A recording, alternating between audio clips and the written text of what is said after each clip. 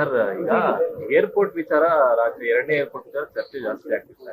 ನೀವು 20-22 ಜಿಲ್ಲೆಗೆ ಅನುಕೂಲ ಆಗುತ್ತೆ ಅನ್ನೋ ನಿಟ್ಟಿನಲ್ಲಿ ತುಮಕೂರು ಭಾಗದಲ್ಲಾದ್ರೆ ಒಳ್ಳೇದು ಅಂತ. ಬಟ್ ಈಗ ಬಿಡದಿಗೆ ಹೋಗ್ಬೇಕು ಅನ್ನುವಂತ ಚರ್ಚೆಗಳು ಜಾಸ್ತಿ ಆಗ್ತಿದ್ದಾವೆ, ಪ್ರೆಷರ್ ಆಗ್ತಿದ್ದಾರೆ ಅಲ್ಲಿ.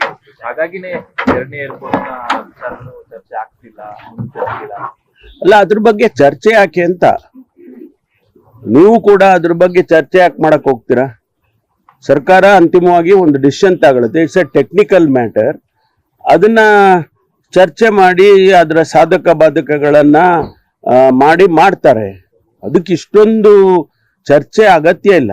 ಇಟ್ಸ್ ಅನ್ ಇನ್ಫ್ರಾಸ್ಟ್ರಕ್ಚರ್ ಪ್ರಾಜೆಕ್ಟು, ಜನ ಸಮುದಾಯಕ್ಕೆ, ರಾಜ್ಯಕ್ಕೆ ಅನುಕೂಲ ಆಗಬೇಕು ಅಂತ ಹೇಳಿ ಮಾಡ್ತಾ ಇರ್ತಕ್ಕಂಥದ್ದು. ಬಿಡದಿಯಲ್ಲಾದ್ರೆ ಎಷ್ಟು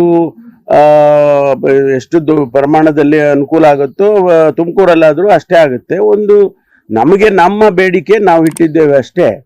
ಅದಕ್ಕೆ ಚರ್ಚೆ ಮಾಡಿ ಗೊಂದಲ ಸೃಷ್ಟಿ ಮಾಡುವ ಅಗತ್ಯ ಇಲ್ಲ.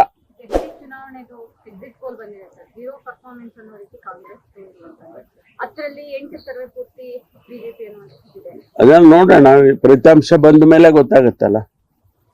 ನಲ್ಪಾಡ್ ಅವ್ರಿಗೆ ನೋಟಿಸ್ ಕೊಟ್ಟಿದ್ದಾರೆ, ಎನ್ಕ್ವೈರಿ ಬನ್ನಿ ಅಂತ ಹೇಳಿ. ಬಿಟ್ಕಾಯಿನ್ ಪ್ರಕರಣ ಆಗಿದೆ. ಅದಕ್ಕೆ ಏನ್ ಹೇಳ್ಬೇಕು? ಅಲ್ಲ, ಏನ್ ಹೇಳ್ಬೇಕು? ಏನು ವಾಟ್ ಡು ಯು ಎಕ್ಸ್ಪೆಕ್ಟ್? ಅಲ್ಲ, ನಿಮ್ಮ ಪಕ್ಷದ sir, all investigations it's going on. Bitcoin investigation ನಡೀತಾ ಇದೆ.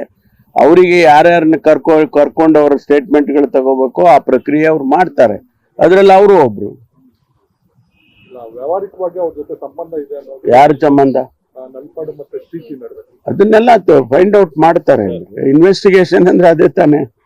ಅವ್ರಿಗೆ ಇದೆಯಾ ಇಲ್ವಾ, ಹಣಕಾಸಿನ ವ್ಯವಹಾರ ಇದೆಯಾ ಇಲ್ವಾ, ಅದೆಲ್ಲ ನೋಡ್ತಾರೆ. ತನಿಖೆ ನಡೀತಾ ಇರುವಾಗ ಒಂದೊಂದು ಸ್ಟೇಜ್ ಅಲ್ಲೂ ಒಬ್ಬೊಬ್ಬರನ್ನ ಕರೆದಾಗೂ ಕೂಡ ನಾವು ಸರ್ಕಾರ ಹೇಳಿಕೆಗಳು ಕೊಡಕ್ಕಾಗೋದಿಲ್ಲ.